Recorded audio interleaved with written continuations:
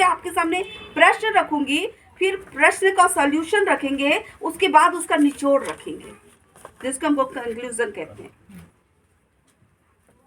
दूसरा प्रश्न यहां लिखा हुआ है, अपने को दीन किया। अपने को दीन किया, तो गर्व करने का क्या कारण है? क्या कारण रहा होगा गर्व करने का, जिसको छोड़ दिया? तीसरी बात यहां लिखा है, और यहां तक आज्ञाकारी रहा। आज्ञाकारिता यहां तक आज्ञाकारी रहा कि मृत्यु, हाँ, उस क्रूस की मृत्यु जो श्रापित मृत्यु है उसे भी सह लिया। तो अगर आज्ञा नहीं मानता तो उसके पास क्या था? कौन सा जीवन था? इन 3 बातों के ऊपर पहले इसका आंसर हम देखेंगे कि बाइबिल इसके विषय में किस प्रकार का आंसर हमको देती है, क्या जवाब हमको देती है। दूसरा अध्याय इसी का फिलिपियो 2 और उसका 6वां पद पढ़ेंगे। जिसने परमेश्वर के स्वरूप में होकर भी परमेश्वर के तुल्य होने को अपने वश में रखने की वस्तु ना समझा। जिसने परमेश्वर के स्वरूप में कौन होता है? हमारे बच्चे जो हमारे परिवार में पाए जाते हैं वो हमारे जैसे होते हैं ना, किसी और के जैसे तो नहीं होते, हमारे जैसे होते हैं। हमारे स्वरूप में कौन है? हमारा बच्चा है, मतलब यीशु मसीह परमेश्वर का बच्चा है, वो उसके स्वरूप में है। और परमेश्वर के तुल्य मतलब इक्वालिटी है उसमें, और उसके बाद भी उसने उसको सर्वश्रेष्ठ नहीं समझा, छोड़ दिया। और क्या किया? दूसरे प्रश्न पे जब आते हैं तो लिखा है कि वो 6वां और 7वां पद, अब 7वां पद पढ़ेंगे। वरन अपने आप को ऐसा शून्य कर दिया और दास का स्वरूप धारण किया और मनुष्य की समानता में हो गया। हालेलुया। परमेश्वर के स्वरूप में था, लेकिन उसने उसको छोड़ दिया और दीनता में आ गया, नम्रता में आ गया, सब कुछ छोड़ दिया, अपने आप को जीरो कर दिया। पिताजी, आप जो है ना, वो तो मैं हूं, मेरी पहचान है, मेरे खून में है, मेरा डीएनए है। अब मैं अपने आप को जीरो कर देता हूं पिताजी। और इसलिए उसने दूसरा प्रश्न जो हमने किया कि अपने को दीन किया। गर्व करने की बात है कि जिस पिता ने पृथ्वी की रचना की है, जिस पिता ने आकाश और पृथ्वी की रचना कर दी है, सिर्फ वचन से बोलते गए होता गया, बोलते गए होता गया, बोलते गए होता गया, उस परमेश्वर का पुत्र होने पर भी उसने गर्व नहीं किया। आज हमारे पास थोड़ा सा कुछ हो जाता है ना, तो हम क्या करते हैं? गर्व से अपने सीने को तान लेते हैं, घमंड आ जाता है हमारे अंदर। लेकिन हमारा परमेश्वर उस खुदा का बेटा है, उस खुदा का बेटा जिसने पूरे ब्रह्मांड को रच दिया, जिसने पूरी व्यवस्था कर दी, जो उसके तुल्य कोई है ही नहीं, जो आदि में था, जो अंत में है, जो शुरुआत से कुछ भी नहीं था। परमेश्वर का आत्मा इस संसार पे मंडराता था, उस खुदा का बेटा होने पर भी गर्व नहीं किया। तो हम किस बात पे गर्व करते हैं मेरे प्रियो? क्या हमें गर्व करने की जरूरत है? हमें तो उस क्रूस पर गर्व करना चाहिए जहां पर मेरा खुदा ने अपने आप को दे दिया, उस पर गर्व करने की जरूरत है। तीसरा प्रश्न जो हमारे सामने आज्ञाकारिता का रखा गया, उसके बारे में उसका आंसर 9वां, 10वां और 11वें पद में हम पढ़ने को मिलता है, पढ़ेंगे। इस कारण परमेश्वर ने उसको अति महान भी किया और उसको वह नाम दिया जो सब नामों में श्रेष्ठ है, कि जो स्वर्ग में और पृथ्वी पर और पृथ्वी के नीचे है, वे सब यीशु के नाम पर घुटना टेके।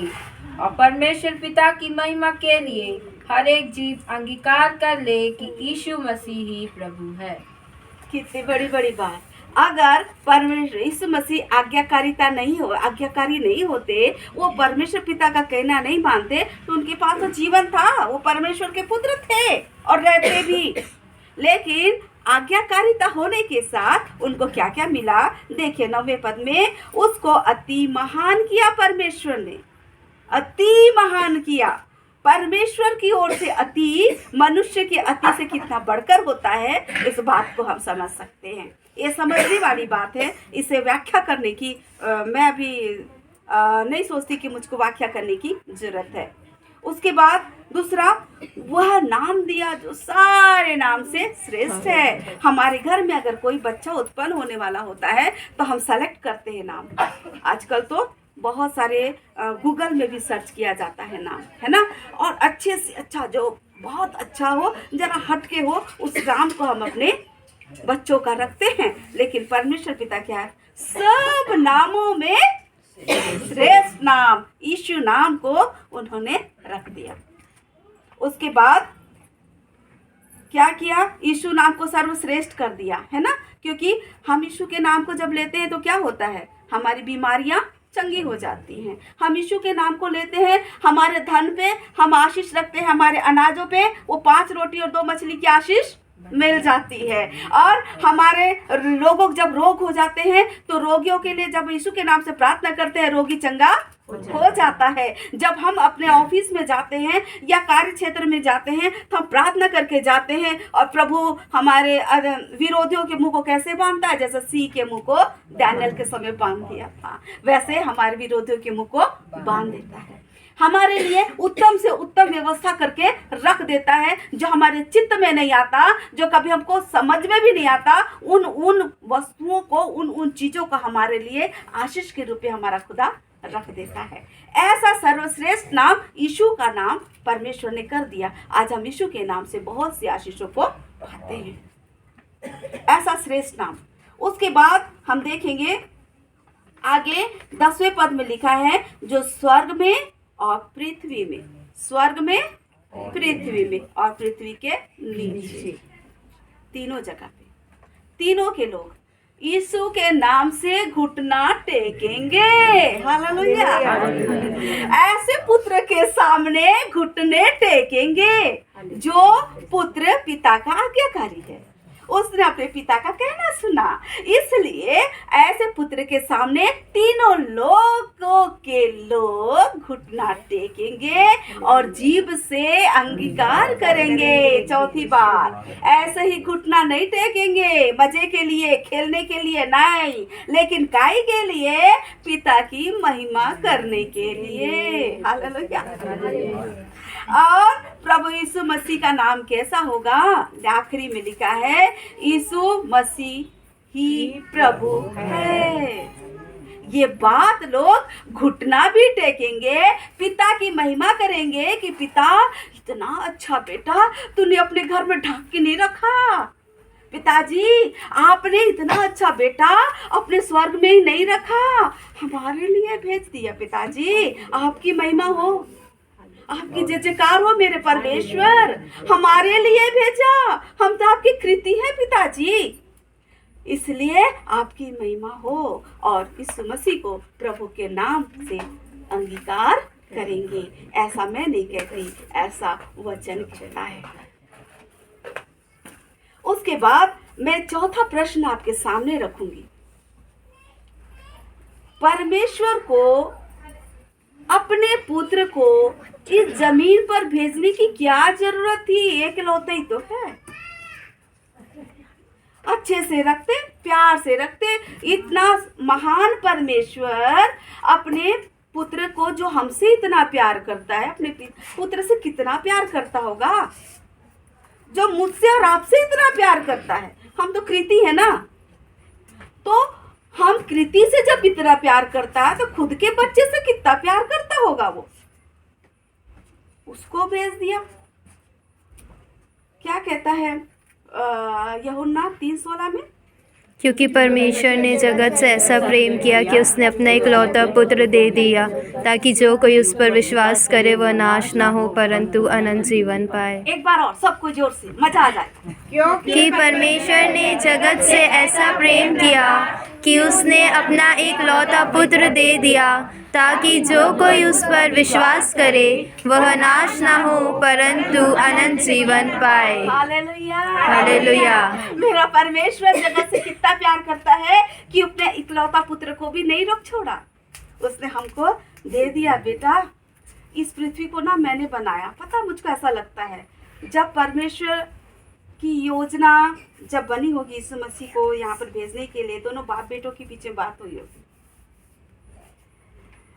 उसने बोला होगा, बेटा सुनना, हमने ना पूरी पृथ्वी की रचना तो की है, जल के लिए जीव बना दिया, वायु के लिए जीव बना दिया, पृथ्वी पर थल के लिए भी मैंने जीव बना दिया। जब मानव की बारी आई तब मैंने मानव को अपने हाथ से बना दिया। और जब हम उत्पत्ति निकालेंगे, उत्पत्ति उसका 2 अध्याय उसका 8वां पद क्या कहता है, बहुत ध्यान से पढ़ेंगे। 2 अध्याय चैप्टर 2 वर्सेस 8। और यहोवा परमेश्वर ने पूर्व की ओर अदन में एक वाटिका लगाई। क्या लगाई? वाटिका लगाई। बनाई लिखा क्या? नहीं, लगाई मीन्स, लगाई और बनाई में अंतर है। लगाई मीन्स खोद के मिट्टी को हमने पौधा लगाया। बनाई आज्ञा देकर के हो गया, बना दिया परमेश्वर ने। लेकिन लगाई वर्ड है इसमें, ये इतना स्ट्रॉन्ग वर्ड। परमेश्वर की योजना देखो, परमेश्वर ने हाथ से मनुष्य को बना दिया, अदन की वाटिका को लगा दिया। अब उसको वहां पर बोला, बेटा तू यहाँ रहा।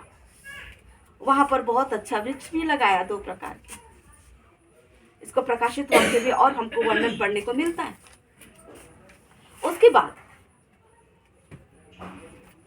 यही नहीं किया। जब हम उत्पत्ति 3 उसका 8वां पद पढ़ते हैं, उत्पत्ति 3 उसका 8वां पद। तब यहोवा परमेश्वर जो दिन के ठंडे समय वाटिका में फिरता था का शब्द उनको सुनाई दिया। तब आदम और उसकी पत्नी वाटिका के वृक्षों के बीच यहोवा परमेश्वर से छिप गए।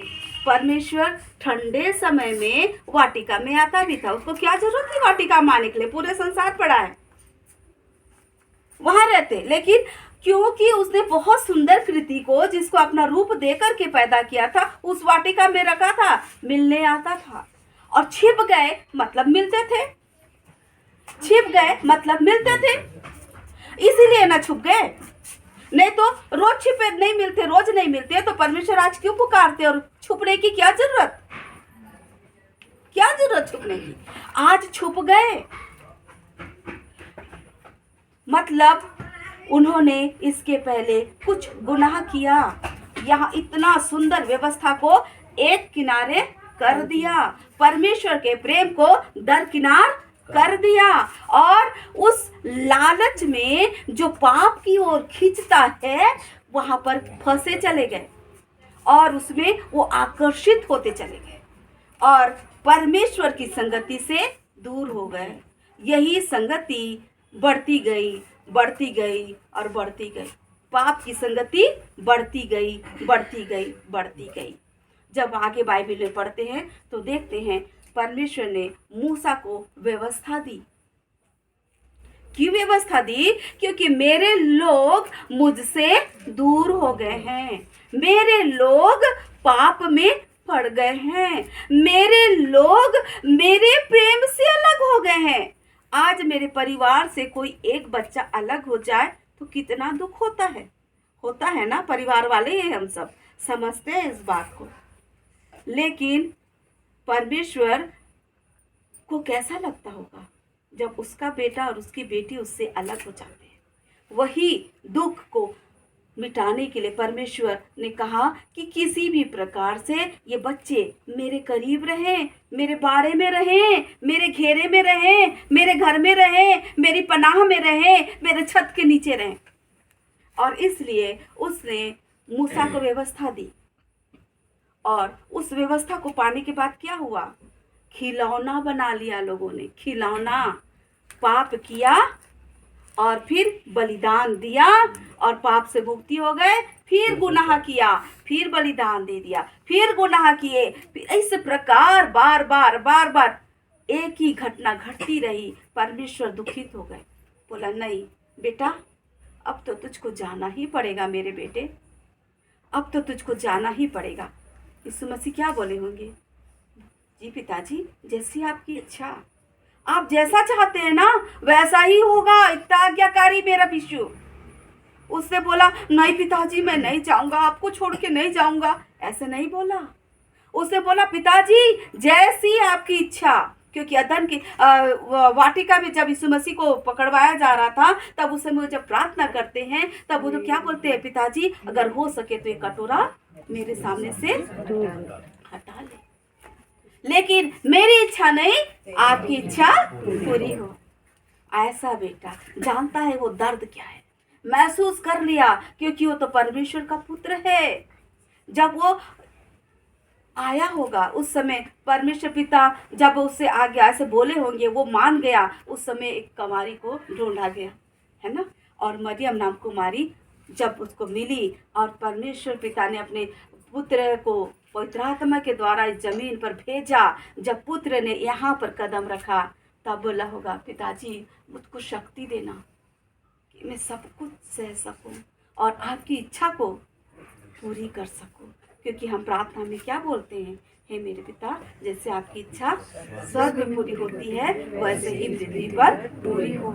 यही इच्छा को पूरा करने के लिए मेरा यीशु यहाँ पर आ गया और आज्ञाकारी रहा। और इतना उसके बाद हम देखते हैं आगे, जब लोगों ने नहीं माना, पाप पे पड़ते गए और बलिदान चलता रहा, इनफ इनफ, अब स्टॉप हो जाएगा ये। अब उसके बाद यीशु मसीह ने बोला अब बेटा तू जा, और यीशु मसीह आ गए। और आने के बाद एक ऐसा मेमना हमारे लिए ज़मीन पे भेजा गया जो निर्दोष था, जो कभी कोई पाप नहीं किया था, और उसको उस श्राप की मृत्यु दी। हाँ, क्रूस की मृत्यु भी, हाँ क्रूस की मृत्यु, जो वचन कहता है, हाँ क्रूस की मृत्यु। उस क्रूस की मृत्यु को आसान मृत्यु नहीं है, वो क्रूस एक श्राप के तहत, क्रूस की मृत्यु को एक श्राप की मृत्यु कहा जाता है। इसलिए वो लोग बोलते हैं ना कि आपके ऊपर इसने श्राप दिया, उसने श्राप दिया। मेरे प्रियो, हमको कोई श्राप नहीं लगता, कोई कितना भी बोल दे, हमको कोई श्राप नहीं लगता, क्योंकि हमारे यीशु ने हमारे श्राप को उस क्रूस पर तोड़ दिया है। हमारे यीशु, हम भी जादू टोने कुछ हमको इसलिए नहीं लगते क्योंकि हम याकूब वंशी हैं। मेरे यीशु के कोड़े खाने से सब कुछ ठीक हो गया है, इसलिए हम कभी बीमार नहीं पड़ते। बीमारी हमको ज़्यादा देर घेर के नहीं रह सकती, परेशान जरूर कर सकती है, हरा नहीं सकती, क्योंकि हमारा यीशु का खून ऐसे ही नहीं बहा, हमारे यीशु का खून ऐसे ही हमारे लिए बर्बाद नहीं हुआ, लेकिन वो आज भी काम करने वाला लहू हमारे लिए बहाया गया है। फिर परमेश्वर का वचन ऐसा क्यों कहता है कि कोई नाश हो जाएगा और कोई अनंत जीवन पाएगा? जो उस पर विश्वास करेगा वो नाश नहीं होगा परंतु अनंत जीवन पाएगा, यही वचन है ना। तो क्यों कहता है कि कुछ लोग नाश हो जाएंगे और कुछ लोग अनंत जीवन पाएंगे? जो विश्वास नहीं करेंगे। हाँ, किस पर विश्वास नहीं करेंगे?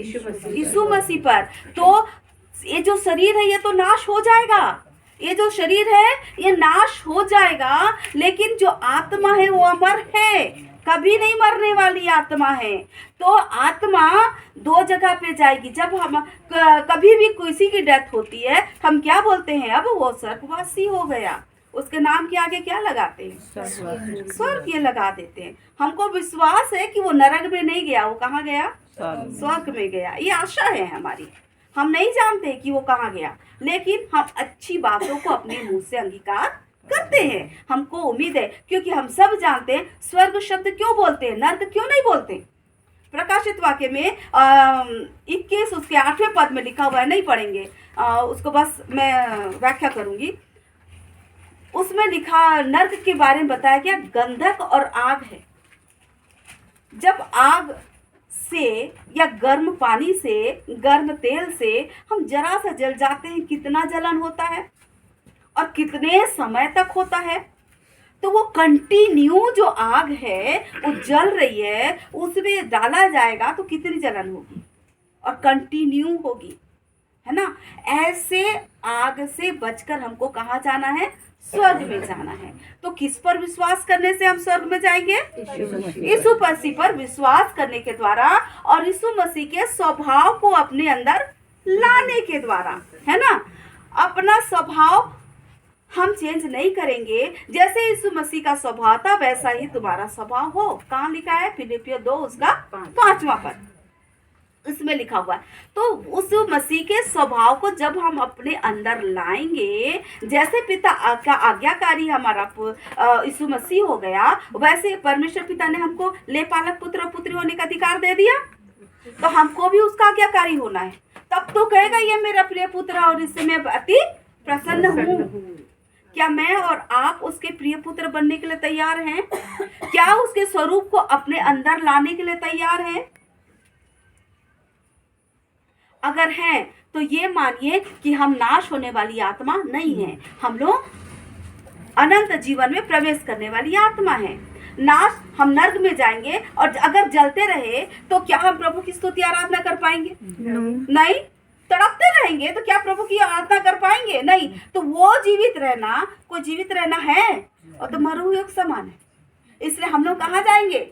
स्वर्ग में जाएंगे, जहाँ मेरे पिता ने घर को तैयार करके रखा हुआ है। वहां बैठेंगे और प्रभु की स्तुति आराधना करते रहेंगे। तब हमारा आत्मा का जीवित रहना अनंत जीवन कहलाएगा। अन्यथा हमारी आत्मा का जीवित रहना कोई जीवित रहना कहलाएगा नहीं, उसका मर जाना बेहतर है। जो हमारी स्तुति आराधना हमारे खुदा की न कर सके, ऐसे जीवन का मर जाना सही है।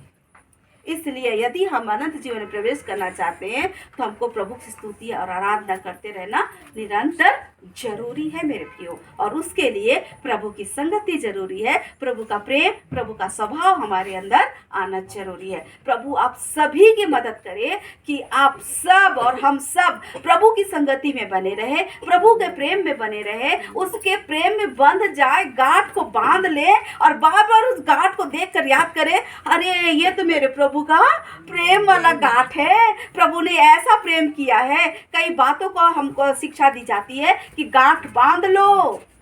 मैंने गांठ बांध लिया, मेरे प्रभु ने मुझसे बहुत प्रेम किया है, ये प्रेम वाला गांठ है। इस प्रकार का गांठ हमको बांधने की जरूरत है। आइए हम प्रार्थना करें हर एक के लिए कि प्रभु हर एक उस गांठ को बांधने में हमारी मदद करे जो हमें अनंत जीवन में प्रवेश कराएगा। हालेलुया। आइए धन्यवाद धन्यवाद धन्यवाद देते प्रभु जी, और यीशु मसीह के नाम से आपके चरणों में आते खुदा बाप, हम आपको धन्यवाद देते मेरे परमेश्वर पिता, आपके प्रेम के लिए, आपकी आज्ञाकारिता के लिए, आपकी दीनता के लिए प्रभु जी, जो आप आज्ञाकारी होकर हमारे लिए जमीन पर आ गए प्रभु जी, वो स्वर्ग सिंहासन को छोड़कर प्रभु जी हम आपको धन्यवाद देते हैं। हम भी आपकी आज्ञाकारी हो जाए प्रभु जी, जैसे आप हमसे प्रेम करते खुदा, हम भी आपसे प्रेम करें राजा। ऐसी सहायता और मदद कर प्रभु जी। एक एक के जीवन का आपके हाथों में सौंप देते हैं। हर एक कोई अनंत जीवन में प्रवेश करने जा रहा प्रभु, इसलिए हम आपको धन्यवाद देते प्रभु जी। एक एक व्यक्ति को हम आपके हाथों में सौंपते हुए विनती प्रार्थना प्रभु श्री कृष्ण नाम से मांग लेते हैं। आमीन।